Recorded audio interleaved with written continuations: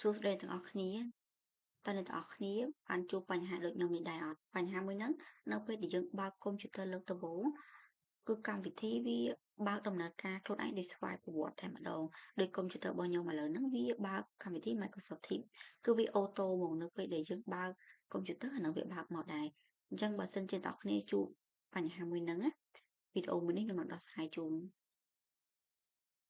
អញ្ចឹងឥឡូវយើងបិទកម្មវិធីនេះបែបធម្មតាសិនណាចាំខ្ញុំ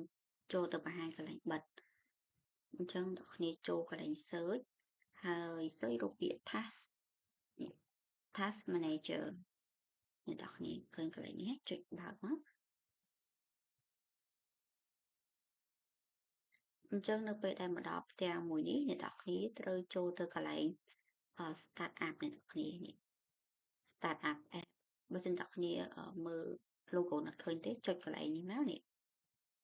ហើយយក start up app អញ្ចឹងយើងមើលកន្លែងនេះ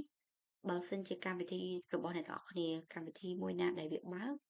ទៅបិទកន្លែងហ្នឹងដោយសារមិញហ្នឹងខ្ញុំបើក Microsoft Teams នេះកន្លែងនេះអញ្ចឹងខ្ញុំនឹងបិទកន្លែងហ្នឹងអ្នកគ្នាឃើញពាក្យ enable អាហ្នឹងគឺវាបើកឲ្យកន្លែង starter ហ្នឹងណាអញ្ចឹងមកស្ដាំលើវាមកស្ដាំហើយយក disable តែប៉ុណ្្នឹងមកបានហើយអ្នកគ្នាអញ្ចឹងបើសិនជាអ្នកគ្នាមានកម្មវិធីផ្សេងអីធ្វើទៅតាមវិធីមួយហ្នឹងមកគឺបិទបានដូចគ្នាអរគុណ